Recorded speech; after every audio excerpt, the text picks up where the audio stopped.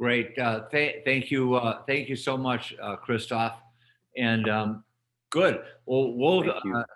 meet Brian in just a moment. What we want to do is, how are we going to engage your voice, and who are these Max and Dallas? So we'll introduce ourselves real quickly. But we have, I'm Max, and sorry, my camera's not working. That will be fixed for tomorrow, and I hope. But regardless, I first got my start in education back in 1969, working with 12 young men in a residential program. There were 12 young men from Harlem, New York, and the program was called The Better Chance. And it may have given them a better chance, but it gave me the chance to become an educator, and been everything from substitute teacher to state superintendent. And now I'm just honored and thrilled to be working as the president of a firm to place the top educators in the top districts around the country, and especially to work with colleagues such as Dallas Strawn. So Dallas. It's a pleasure to be here, and welcome Brian to be here.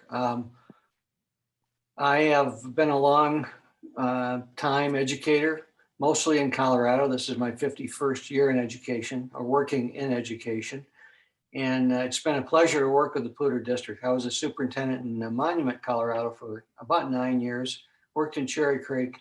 I've always heard about the Pooter School District in Fort Collins, and my son went to college at Fort Collins, did really well. And it's just, the more I learn about the district, the more excited I am, and the more excited I am for the new person that's going to come in as your superintendent. So it's really been a pleasure to get to know so many of you through forums and the Zoom thing. So I think you're going to be excited also about meeting this candidate, and we're ready to go. Great. Well, good. Well, let me just really remind everyone of the feedback links that we have. We have feedback links for each of the three candidates, and I will post Brian's up here again at the end of the forum, and I will also put it in the chat for the forum. And then as we move ahead, this is what we'll use today to ask questions and answers. You can click on the Q&A, type in a question, make a comment. This can be done anonymously. And of course, just please be considerate. And as educators, we are considerate. And sometimes I have to reemphasize this for the larger community. But that's, I know, won't be a problem. We've had extraordinarily good questions this evening, too. Really deep, thoughtful questions, and appreciate those from our staff, our support staff, our faculty, and our administrators, and everyone who makes this district work so well. So Brian comes to us. He's the Chief Academic Officer from Charlotte-Mecklenburg. His Twitter feed is a great read, and Brian, thanks for sharing that with us.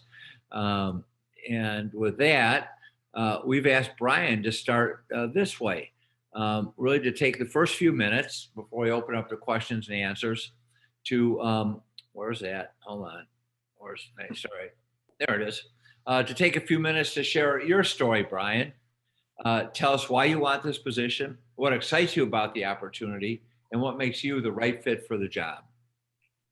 Thank you, Max. Thank you, Dallas. And I'm so grateful to be here. It's just honestly one of the greatest honors of my career. And if I leave you all tonight with nothing else, please know, thank you for everything that you've done for your entire career, but especially over the last 14 months. There's not one of us listening here tonight that hasn't been personally or professionally impacted by the pandemic. And the fact that you are a servant leader, leading and living during a global pandemic is quite significant. It's not unnoticed. And I'm really grateful to have an opportunity to be with you here tonight. The second thing that I want you to know about me is that I'm a package deal. My wife, Marilyn, and 2 boys are incredibly excited about this opportunity, not just for me in my career, but for all of us. My wife is a teacher, and given the opportunity, we would not just be integrated as leaders within the community, but we would also be proud parents of a PSD student next year. And we think that's significant. And You know, as we've had an opportunity to learn and research and speak to people, there hasn't been a person that I've interacted with in preparation for getting a chance to meet with you virtually tonight that hasn't brought a youthful spirit, a collaborative culture, an energy that really kind of, to me, signifies that you're all not only trying to protect what you have, which is that treasure of a community, but you're trying to really see if it's possible to take it to a whole nother level. And you have all of these various conditions, the industries, the higher ed institutions, but most importantly, it's about the people. They have you, the talent in the trenches, working hard every single day. And it's that humane spirit that reminds me a lot of where I grew up, which was Scranton, Pennsylvania. Now, we didn't have the majestic views that all of you have, but we did have the same humane spirit growing up in the electric city. It wasn't the choice city, but it was the electric city. And growing up, I had an opportunity, you know, experiencing some struggles like sometimes children do. I found an example. And that example was my grandfather. And I remember a time when I was younger, my grandfather took me to my first high school football game. And it was just the two of us. And that was incredibly rare because I was one of his 26 grandchildren. When we walked in that stadium, I don't think I watched any football that night because there was not one person that didn't know him by name or was aggressively trying to find a moment for a handshake or a quick social exchange. I learned that night that my grandfather had power. And it was all rooted in his offer of mentorship, a few laughs, and respect, no matter who you were, as long as you were willing to provide it in return. My grandfather was the head custodian of West Scranton High School in Pennsylvania. And I always, growing up, thought he was the principal. Now, his charisma wasn't reserved just for family. Paired with hard work, it's how he learned to navigate the world. And partnered with my grandmother, he taught our entire family that the first door to opportunity is a great public education. And what matters most in this world is people, not how large your school district or how large your family is, but how we actually talk to each other, how we care for each other, how we listen to each other and push each other to be our best selves. That's how I am. That's who I am. That's how I show up in the work. And it's one of the reasons why I got into public education. It's changed the trajectory of my life. And I've worked really hard for 23 years to provide that same opportunity, if not better, for every single child I serve. And that's what you do each and every day. And one of the reasons why I'm grateful. You know, having this opportunity to start my career as a teacher, 23 years ago, I was convinced by two tan principals in the middle of a cold February day at Penn State University to jump on my first airplane and go teach near the beach. And they handed me a flamingo pen. But one of the reasons why I'm here tonight, is not because of all of my successes in the boardroom. It's because today I'm still driven by the heart of an educator that I learned in the classroom 23 years ago. It's what drives me. It's my moral compass to continue to do right, not just by children, but by the people who are in the trenches, which are you. Today, I'm the Chief Academic Officer of Charlotte-Mecklenburg Schools.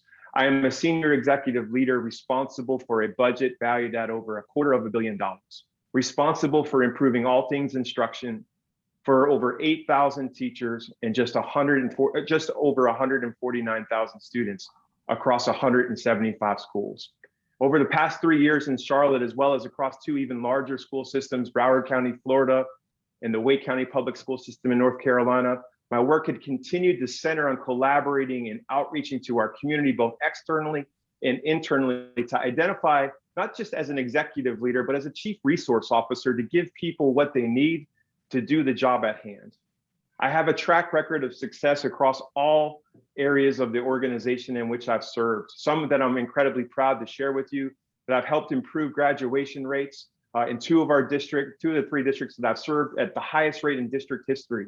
I've helped work with teachers and principals to provide increased access to advanced coursework and for thousands of students, while also beginning to increase proficiency levels across all students. All ships rise. I've also had an opportunity to have some unfinished instruction and learn to have a new dedicated focus on how to teach literacy, knowing that it is an incredible gateway to ensure that students have opportunities for college and career pathways. All of that has happened in partnership with people. I've not done anything that's on my resume. Not one of those bullets that I accomplished alone. And one of the reasons why I see myself being able to be a fit in the Pooter School District and hit the ground running is because you have all of the conditions which I believe are the industries, the philanthropies, the higher ed institutions, and the people, to see if we can put it all together and breathe oxygen into our school system as the engine of economic mobility in your county, in our state. And I'm excited to be a part of that. And my greatest hope this evening is to get a chance to know you a little bit better through the various questions that you ask, and hopefully through my responses and hearing a little bit about my story, you not just know about who I am as an educator and a potential future superintendent, but you know who I am as a husband, as a man, as a neighbor, because all of those things matter. And I'm really excited to get a chance to know you throughout the course of the evening. So thank you. Good, and thank you, Brian. Well, we're going to open with a tough one, and this was a question that was not asked of the other candidates. You'll see why. I taught, this is for Brian, I taught at Olympic High School in Charlotte-Mecklenburg schools for a year, and Olympic had the academy model at the time. Well, it was a very diverse school. The academies ultimately ended up segregating the population. How do you ensure that equity comes from diversity? That's one question. Also, and I'll leave this up so you can see it, teacher unions are not allowed in North Carolina. So how do you see yourself working with our teacher union? Great questions. It's nice to have a fellow Charlotte-Mecklenburg school teacher in the crowd here tonight. So thank you for the question.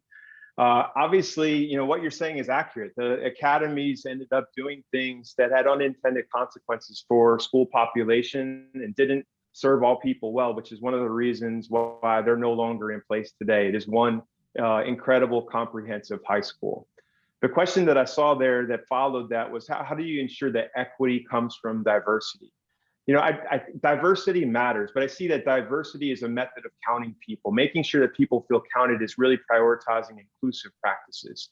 Making sure that we have a mindset to ensure that we need to understand the lived experiences of people in the field, not just our children, but our teachers, our staff, to make sure that we are resourcing people based upon what they need, recognizing that we're also needing to honor their lived experiences. And when I say that lived experiences, what I'm really talking about is we all come with various assets. Our identities are assets in schools, assets in classrooms. And we need to honor that and celebrate that and get a chance to know each other. I mean, that is one component of equity, but it's certainly not the only component. How we serve people well, how we teach them well and lead them well, provide them the opportunities. You know, I'm grateful that in partnership with Olympic High School, that's one of 19 comprehensive high schools in Charlotte-Mecklenburg schools, that we've had an opportunity over the last 2 years to lead an effort to increase access to advanced coursework by over 36 courses in the last 2 years alone. And what I can share with you, the technical move is adding courses, but the adaptive move to provide equity in those classrooms is to provide wraparound supports to students and teachers in new and meaningful ways. And a perfect example of that is in that particular school. You may have certain AP teachers that are an isolate teacher, the only one teaching their particular subject in that school. So finding teacher leadership pathways for them to partner with other AP teachers and learn and give them new curriculum and content and the supports they're needed. We've had opportunities, not just in Olympic, but across all of Charlotte-Mecklenburg schools, to increase our proficiency rates for students of color by over 13% on advanced placement tests just last year. And that was an additional 2,500 tests. So again, thinking about the opportunities, leveraging the diversity to create opportunities that are based upon people's real experiences, I think is really an important part of the work. Now, your secondary question is really important too. And I told you a story already about my grandfather. What I didn't tell you is that he was also the president and the founder of his maintenance union in Scranton, Pennsylvania. And my mother, who was also a bookkeeper in the same district, actually took up that role as president of that union. And so I have union blood running through my veins, and I understand that it's really about fairness. It's about understanding that people have to be able to see themselves in their roles and be able to thrive in a community and feel like they're being treated fairly, that they're being listened to, that the administration cares about their needs and is not ignoring them, that they have a seat at the table. I've always led that way, regardless of whether I'm in a right to work state or in a state like Colorado. And when I served in Florida as a teacher, as a principal, I was a part of the teachers union. There was collective bargaining for the first 17 years of my career, and I benefited from all of those experiences and carry them with me today. But how I show up and my opportunity to lead with you and to partner with you, whether you are a union member or not, it's going to be the same. But it's important that we're working in partnership together. It's the only way that we're actually going to help all students succeed, especially in an environment like today where we're all dealing with a crisis, and we're going to need to work in partnership with each other to build a multi-year recovery effort for our students to get them back on track.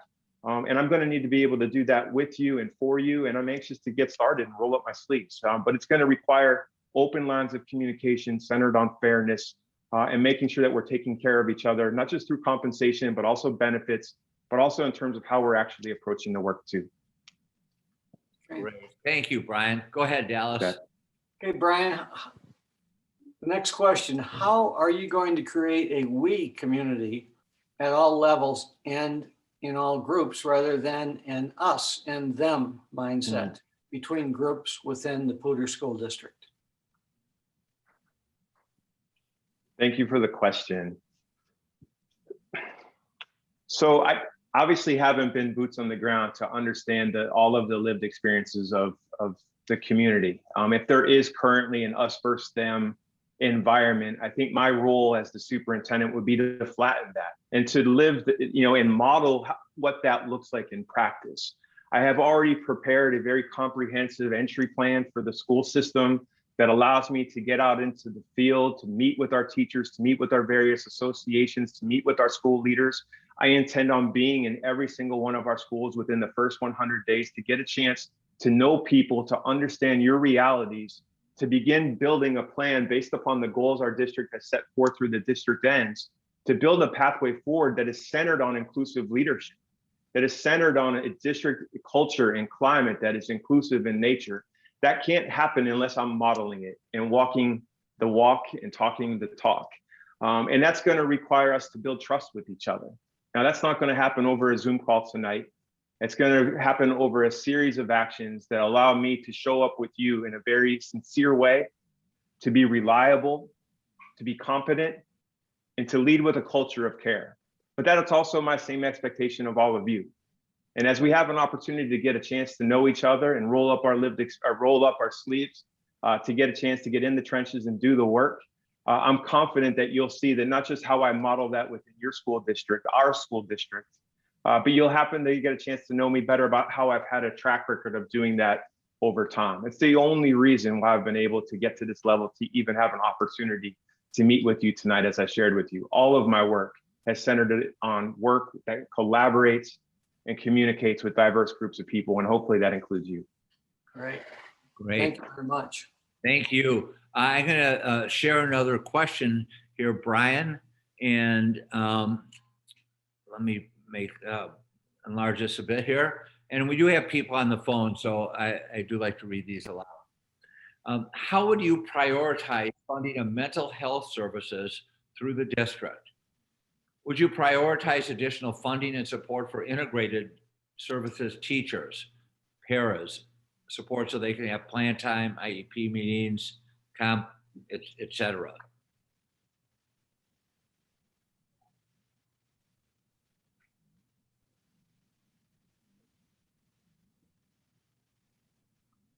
So I think we have an incredible opportunity, as we're all aware that we have the infusion of federal stimulus dollars to think differently around how we provide supports for all students, but especially for those who are most vulnerable.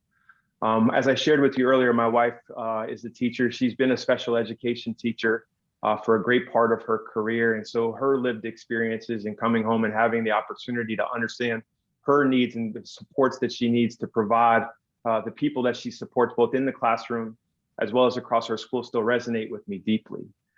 Mental health supports, though, are not something that are just resolved and solved by integrated services and school counselors. It's something that I share with you respectfully, but it's really about how we need to prioritize that as the way that we do our work. I believe mental health services lives in our arts classrooms, our PE classrooms, in our literacy classrooms. How I've had an opportunity in my current district to prioritize that is we have built strategic plans that have built an entire focus area around student wellness. But you will see that it's cross-cutting around the work that we do in learning and teaching, around the work that we're doing in academic performance, building systems that fuels supports for students is going to be incredibly important to be responsive to the pandemic. And I certainly would come to the table with prioritizing the resources that we have to make sure that they're paired with the most vulnerable. I think there was a second question beyond that mental health, but I wanted to make sure I answered the question. Was it just the integrated services and the mental health services? Yeah, let me pull it back up. So, in fairness to the person who asked, it's a really important question. So I just, would you have to, should I read it, Brian? Yeah, please do, sir. Yeah. Please do. Thanks, Max. Would you prioritize additional funding and support for integrated services teachers? Then in parentheses, it said para support so they can have plan time, IEP meetings, et cetera. Yeah, so as I shared with you, we have to prioritize funding for our most vulnerable populations. I would need to come in and do a financial analysis of the district and work in partnership with the chief financial officer to understand the health of all systems in the district, but leading with a mindset of funding our most vulnerable first and ensuring that they have the resources. That's a form of equity. And so we just need to make sure that we're doing that and working in partnership with each other to see how that actually plays out in PSD. Great, thank you. Go ahead, Dallas. Brian, knowing that you have looked at the Pooter School District, what are some specific successes, and what are some opportunities for improvements in your mind? That's a great question. So, particular successes, I think the lab school is really cool, and seeing how that's an opportunity to kind of provide services not just to the children who are participating in it, but it's designed. They're actually students right now are designing field trip experiences for other students in the district. They're being really thoughtful around how to engage children in the community. I think that's incredibly awesome. Checking out the mentorship programs that are existing in Fort Collins High School. I think there's a Los Caminos program that is helping some of our vulnerable Latinx students in partnership with Colorado State University. There's this spirit of togetherness and thoughtfulness of connecting people with other people. I see that on the periphery. And then as I have an opportunity to kind of unpack your student data, obviously you're outperforming the state. There's a lot to be proud of. I think you have 61% of your literacy students that are meeting or exceeding expectations prior to the pandemic. But we also know the inverse of that is there's opportunities to realize that we have 39% that aren't there yet. And it's a little bit more in math, and those numbers are no longer valid and reliable in this particular pandemic. And so we're going to need to work in partnership with each other out of the gate.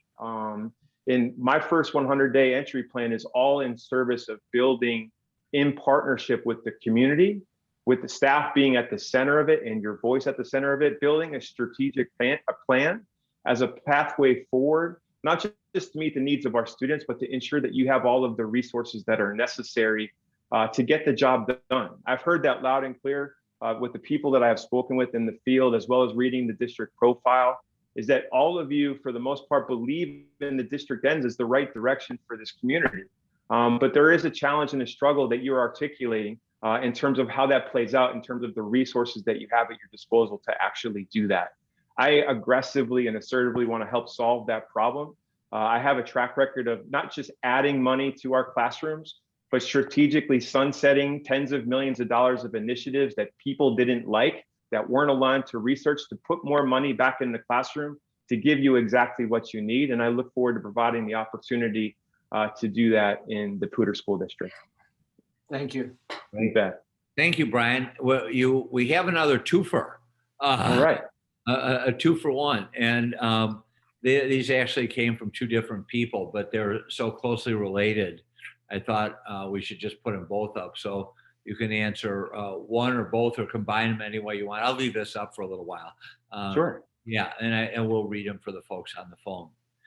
The first, how are you going to create a we community at all levels and in all groups, rather than an us and them mindset between groups within PSD? Related to that, another participant asked, you talk about fairness and inclusiveness. What experience have you had that will make you the ideal leader for this district and remove the us versus them mentality?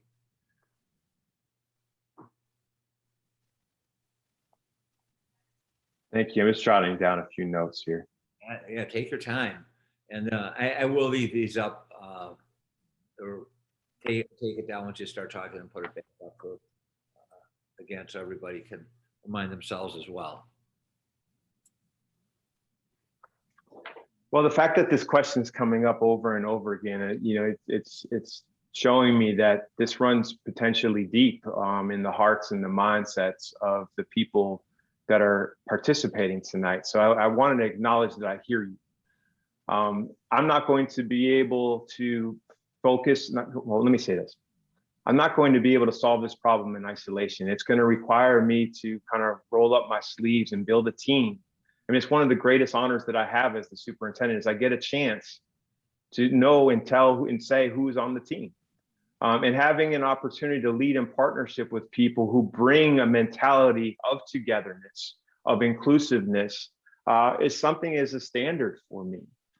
We need to set and create and construct a strategic plan that is centered on those types of core values, which are, again, visionary leadership, inclusive district culture, and instructional excellence. If we're not experiencing and participating in opportunities of togetherness, we're not really solving problems. We are literally just pointing fingers at each other. How I have had an opportunity to solve some of those problems in my current and recent roles. When I moved to North Carolina 6 years ago and had an opportunity to come and see some of our classrooms, I visited almost 200 of our classrooms in the first few months of my opportunity to be the assistant superintendent for academics there. And I was almost horrified by how little resources the teachers had to actually actualize the strategic plan that had just been previously launched over a year ago. I walked classroom to classroom, school to school, and teachers listening to them, they had spent about 5 to 9 hours on average a week trying to identify resources when they could have been putting that time into identifying how best to differentiate learning experiences for kids or planning and spending time with their families.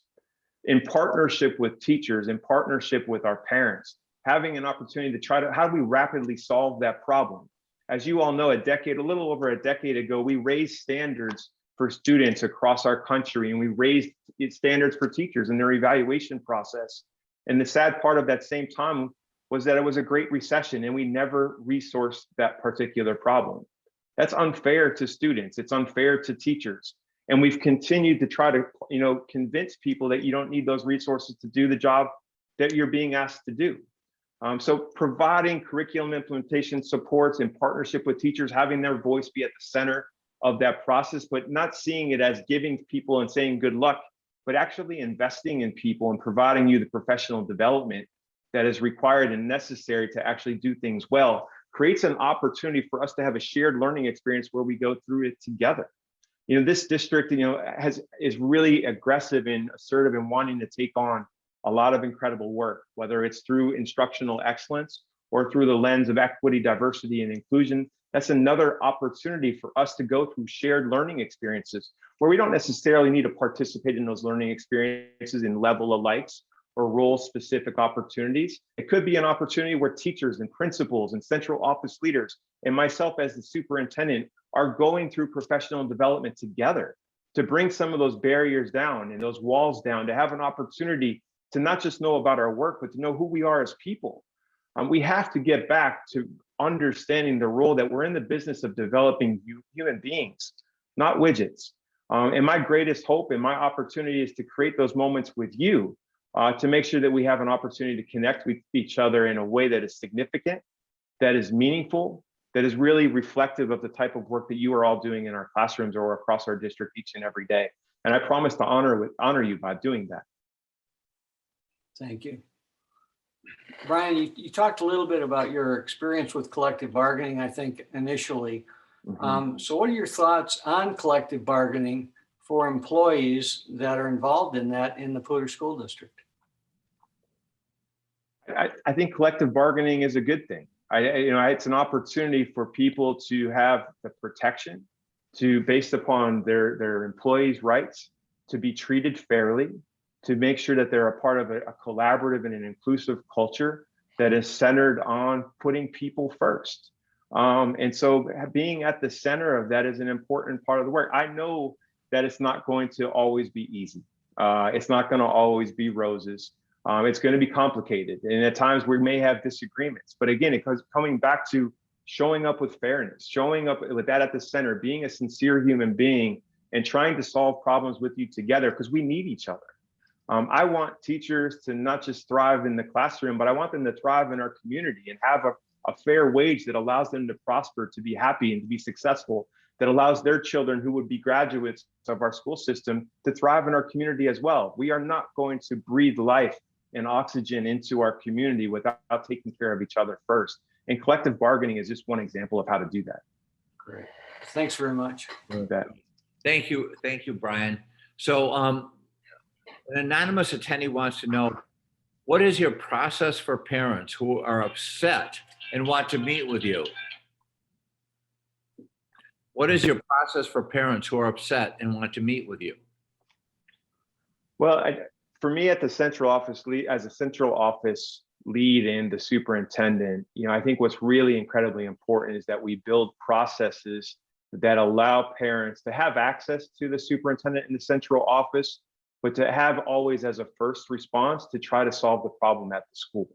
I mean, you as the school-based leader, the principal, assistant principal, and the teachers have an opportunity to know the context of the problem and have an opportunity to work through that. But sometimes those don't always work out. And sometimes the conflict still pursues. And it's those opportunities that is when a central office leader, a direct report per se, or potentially even me at the highest level, I don't think would happen on a lot of different cases. But I think it's important to know that I do provide open access to people as I want to engage with people across the community, but I'm also process driven as well. And I think it's incredibly important as a former principal, a former assistant principal, and a teacher, that in the event that somebody wants to work through a disagreement, that they always have as an opportunity to work through that with the people who are a part of that problem, and us making sure that we're leading with customer service as a priority in the system to ensure that we're listening to each other and modeling what we're expecting through each other in the system, and not creating another opportunity for people to experience an us versus them. This really is about trying to find common ground to model some of the practices that I would want you all to expect of me as your superintendent. But I think processes are really important, but honoring what needs to happen at the school first, I think, is something that you should know would need to be in place. Thank you very much. You bet. Please identify the types of privilege present in your life and their impact on your professional journey thus far. Need me to repeat that, Brian? No, I think I got it. Thank you.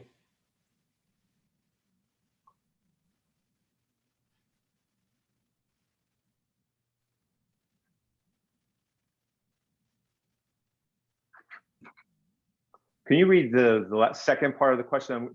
I want to make sure I answer the full question. It's a great question. Please identify the types of privilege present in your life and their impact on your professional journey thus far.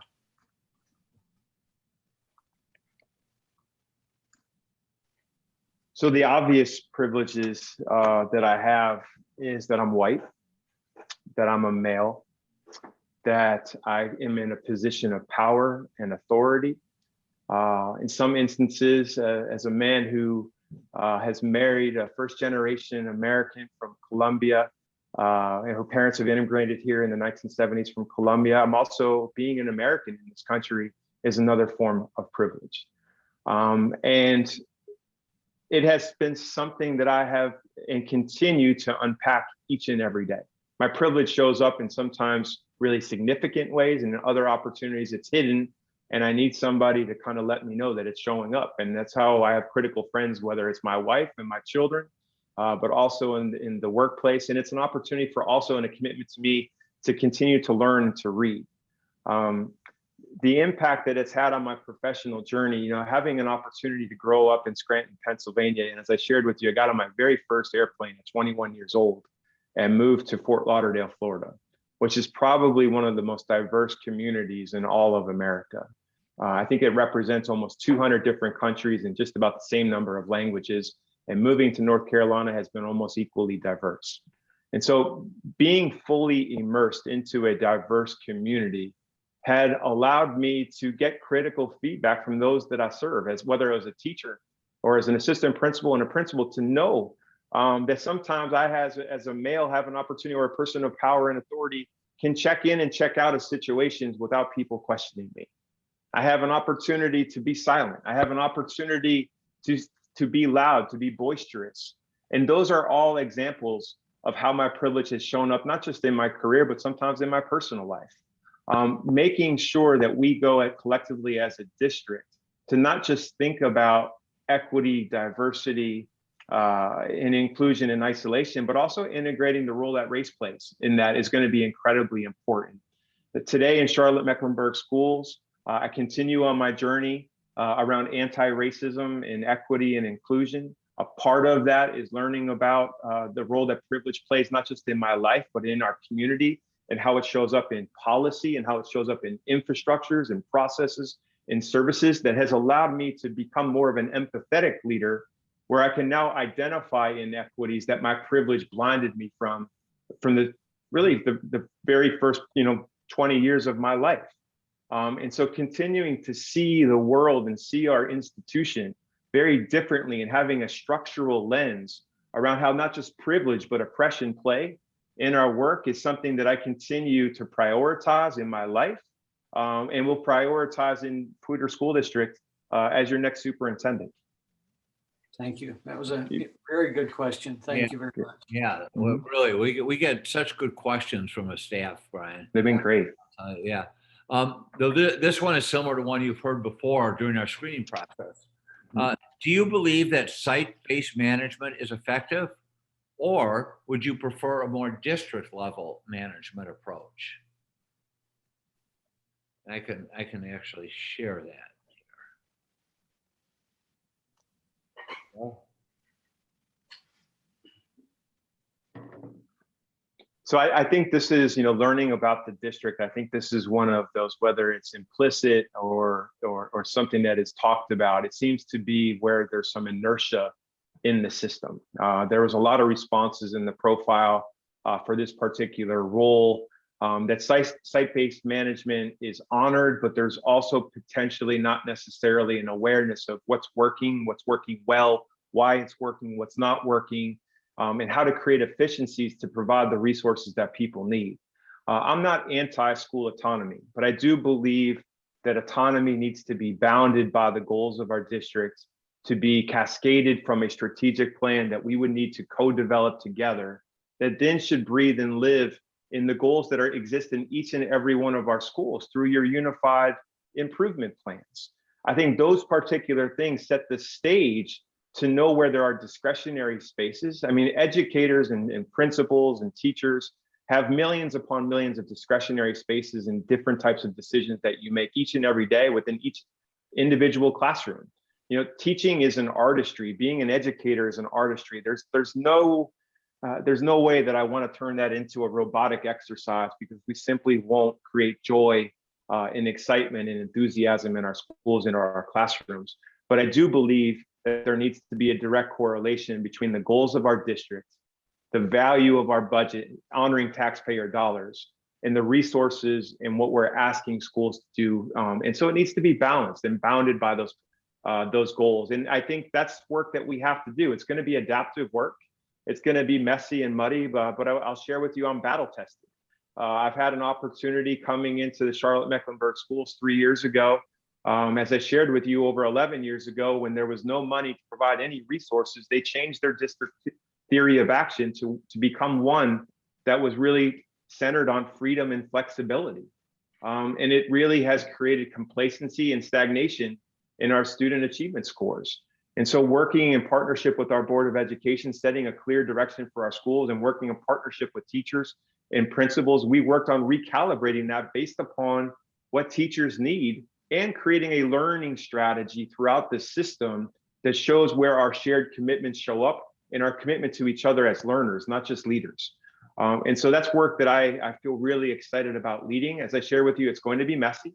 The associations will need to be at the table. We'll need to make sure that we have teacher voice and principal voice and community voice in our board goals, and them at the table as well, and as we kind of grapple with this together.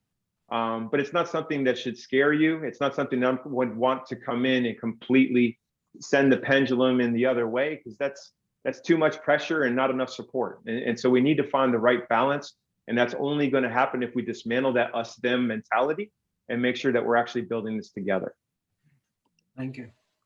You bet. Brian, will you introduce students to union apprenticeships so that students can earn and learn a skilled trade that will give them lifelong occupation that will allow them to afford to live in the area? I think that's an incredible idea. You know, I think in the PSD community, you have this concept called the incubator, where you have all of these startup think tank opportunities to create enterprise internship opportunities for students. I think, you know, it's one of the things that excites me most about your community is you have higher ed institutions, you have manufacturing businesses, you have high tech industries, you have philanthropies that are looking to solve real world problems. Why not allow our students to learn and add their intellectual capital to those particular exercises? When I moved to North Carolina 6 years ago, coming into the Research Triangle Park, which is maybe a little bit larger context from Fort Collins, very different places, but had the institutions, the industry, and the higher ed. I worked with an organization called HQ Raleigh to begin building internship opportunities in partnership with our School of Business Career Council. And we ended up setting forth a career in technical education strategic plan that lasted for the next 10 years to make sure all of the industries that are located in our communities, that there are workforce opportunities and internship opportunities that exist within the respective academies in all of our high schools. And so the question, I think, is great. It's something that I certainly would want to explore. And it's one of those things that I think thinking out of the box to provide children those opportunities to not just be, you know, college ready, but career ready. There's power in that. So There is. Thank you very much. you bet. Thanks, Brian. Your pacing's going well. We have a little more than 15 minutes left. We want to give you a little time at the end and 4 questions. I am sure we'll get a few more as we go along. Sure. This next one's a little bit longer, so I'm going to screen share it. And another really important, thoughtful question. We have strong relationships between departments, a strong negotiations process, and strong relationships between associations. We work together and do really great things for kids. What would you bring to the table to help us grow? So that's great to hear. You know, in many ways, this is the inverse of a few of the other questions that came up. So it's great. I'm grateful that there are experiences and opportunities to know that there are processes that exist in the system that are working well. I think first and foremost, my job is to honor what's working well and celebrate it, not dismantle that. So I just think that's important to name. I think what's most important for me as a superintendent to bring to the table is vision. There are pockets in our school community that the status quo needs to be dismantled, that inequities need to be disrupted. And so making sure that we're working in partnership with processes that are already working and putting a problem at the center of it that together we need to solve is really, I believe, my core job, with the exception of providing inspiration to the system and the community. And so I see that as my primary role in those scenarios is to, again, not to dismantle processes that are working well, but to ensure that we're moving forward as a community and moving forward as a district, chasing a vision and solving real problems that are rooted in real lived experiences with various stakeholders, students and staff, and the community, I think is an incredibly important piece to that puzzle that wasn't necessarily represented in the answer. And I'm hopeful and confident that I can bring that to the table. Nice. Thank you.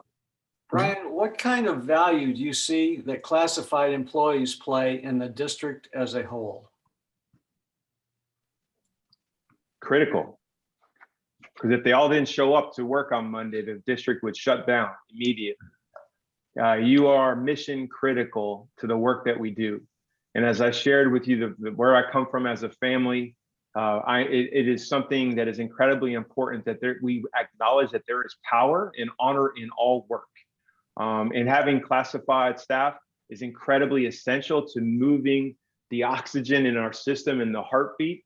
And I'm incredibly grateful for what you do and what you bring to the table, because that type of service allows teachers to focus on the classroom and principals to lead, and to make sure that we're doing it in a district and in a community that we're all proud of. So please know that I'm coming into the district with a mindset of your significance, to come with honor and recognize how essential you are to not just be at the table, but to the system as a whole. And I'm really grateful that you're here tonight. Good. And thanks, Brian. Another question is a very similar vein, and it goes a little bit deeper. The first part is basically the same. You talk about working with teachers and principals to build up the community within our district. What about classified support staff? But this next one, I think, is the key. This next part of the same question is key. How do you incorporate the opinions and experiences of these individuals who are typically not in a leadership role? How do you incorporate the opinions and experiences of these individuals, classified staff, who are typically not in a leadership role? We have to create feedback loops to each other. We got to talk to each other. We have to engage. Problems aren't going to be solved from my office. They're going to be solved in the trenches, in the work, and making sure that I'm visible and connecting with you as well as my team and holding them accountable to making sure that your feedback is solicited and evidence of that is included in real world problems that we're solving is going to be absolutely critical to the work. And you will see as a very explicit and highly evident aspect of my 100-day entry plan. Now, again, those relationships are not going to, it's not just about my first 100 days, it's about staying connected after that. So again, creating systems and structures, making sure that we have routine surveys, but I'm a big fan of actually getting a chance to be in the field, talking to people and validating or invalidating the feedback that I'm getting from other people.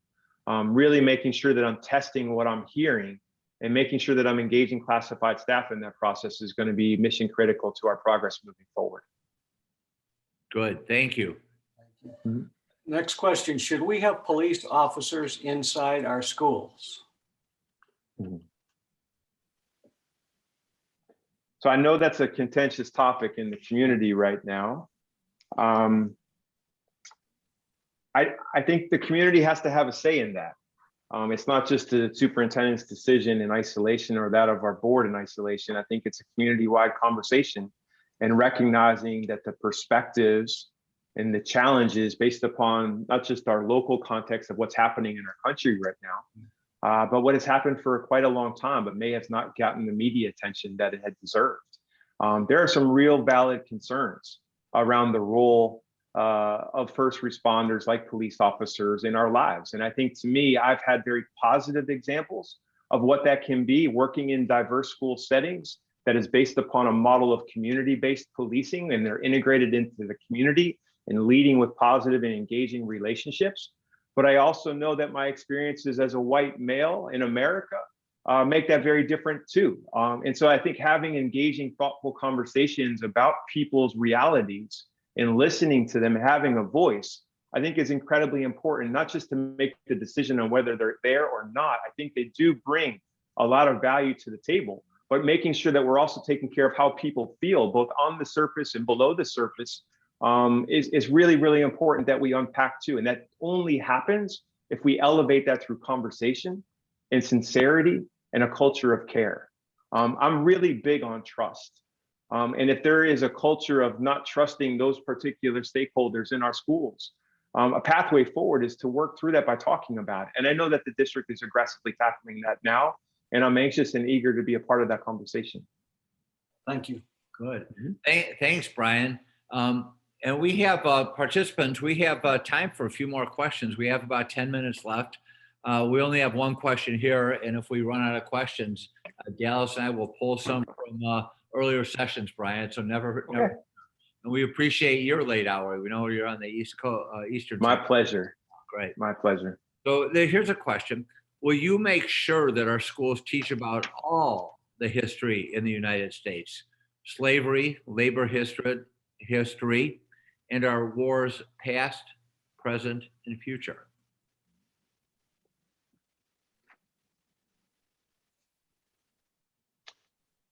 So yes, it's incredibly important that we're not just leading by teaching our state standards. And I would need to spend a little bit more time unpacking the Colorado academic state standards, but I think it's incredibly important to ensure that we're diversifying the learning experiences of students to be representative of all people, and to make sure that all of our students see themselves in our curriculum and in their learned experiences, whether that's in the textbook or based upon teachers getting a chance to acknowledge and learn about students to bring their assets and their brilliance into the classroom. How that plays out in my current work today is we're actually going on a journey with all of our high school English teachers, taking a look at the traditional canon that exists and having an honest, candid dialogue around the representation of both authors as well as the players and the influencers who are, a part of the storylines of these various texts. And are they truly representative and balanced to ensure that all of our children can see themselves in those particular opportunities? It's a fascinating conversation. We've been having it over, in the high schools over the last 12 months, and building a pathway and journey forward to make more adaptations to our high school curriculum that is more balanced and reflective of the diverse community in which we serve. And we've done that work, as I shared, over the last 3 years in our K-8 classrooms as well. So I'm really, really proud of my experiences in those particular areas. And I think it's incredibly important and mission critical that we're focusing on diversity and inclusive classrooms, but really ensuring that the representation of those who are authoring the text that our children are reading, but also in terms of how they play out in the stories, to also make sure that we're not honoring just single stories of struggle as well, that we're honoring the assets of various cultures and people in that work. So I'm really, I can geek out about this particular question all night. It's something that I think is really, really important. Good. Yeah, thanks. I really appreciate the asset-based mindset. Sorry, Dallas, this is your turn. Okay, thanks. Brian, if you're hired, how will you know you were successful after the first year?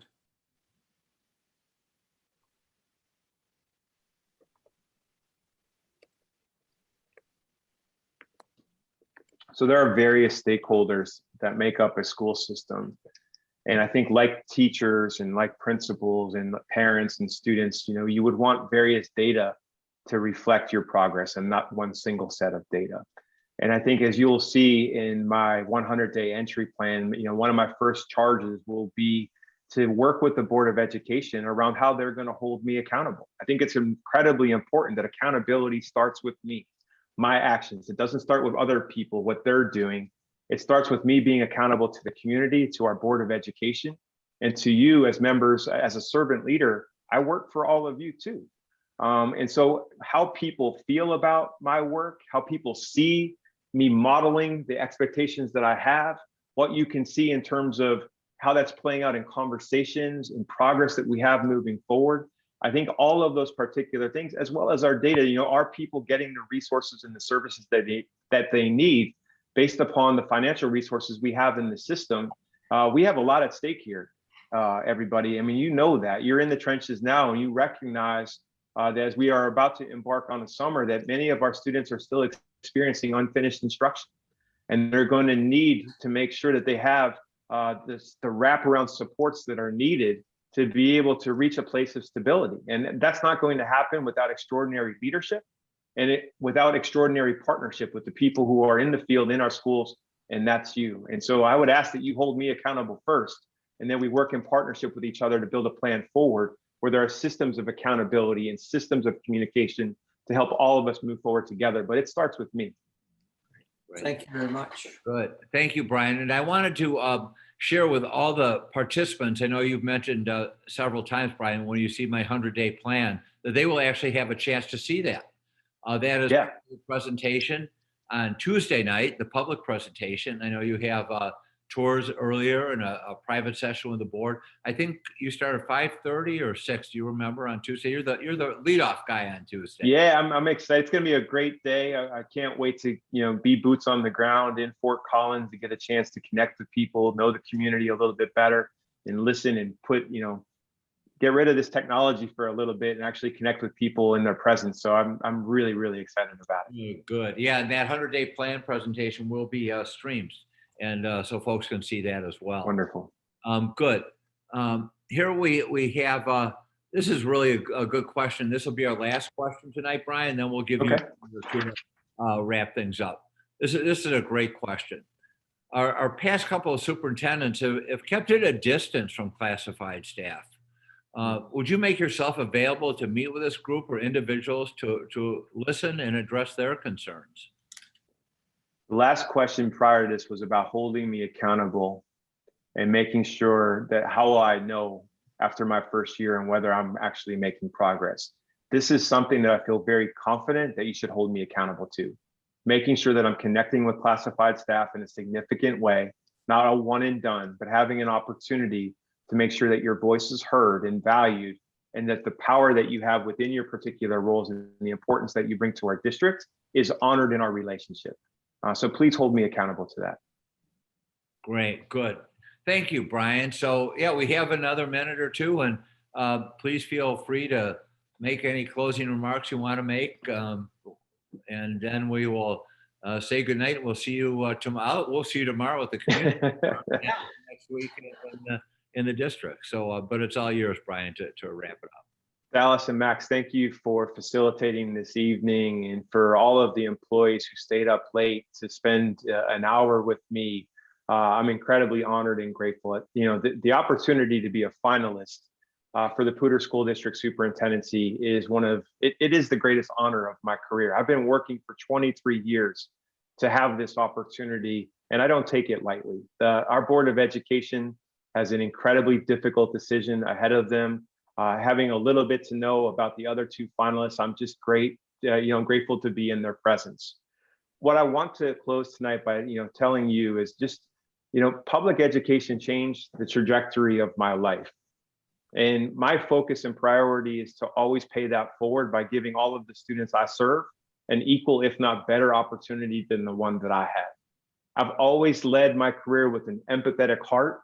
My leadership style is to lead with empathy from the classroom to the boardroom, and that includes our classified staff. And your district has a lot to be proud of. As I had an opportunity to learn more about it, there's a lot of world of firsts in the Poudre School District. First district west of St. Louis to offer kindergarten. One of the first districts to have a fleet of buses that are run on all propane tank. You have LEED certified buildings. I think one of the first districts in the West to offer the arts and nurses available to our children and physical education.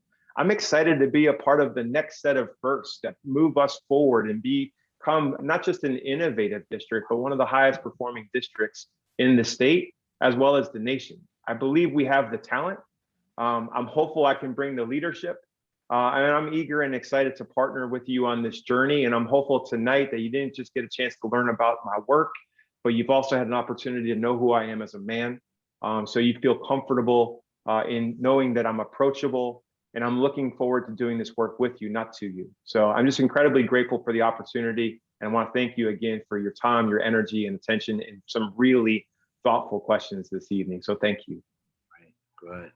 And good, and we're appreciative of you and your time. And again, I popped the link in the chat box for everyone. And here is the feedback form.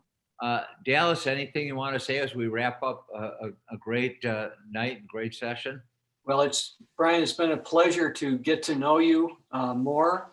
And it's just, I just am proud you're one of the finalists. And I wish you all the best in the next few days. And I wish you the best with your family and the decisions you may have to make. So thanks for spending time with us very much. Appreciate it. My honor. Thank you, everybody. Have a great evening. Good, Brian. We'll let you sign off. And bye-bye.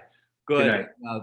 Thank you again to all of you who have been with us all evening. I know we had some folks come on and some folks drop off, but we had a great core, we had a great core throughout. So again, please fill out the feedback link. You're welcome to join the community forum tomorrow. We hope that you can answer, because you'll have a feedback form as well, and you could answer that as a community member, provided you live in the community. And Dallas, anything you want to say to our attendees? These were fun. Like I started off with, just knowing more about the Poudre School District and how dedicated people are, the staff I had a chance to meet with a number of the classified people and a number of teachers.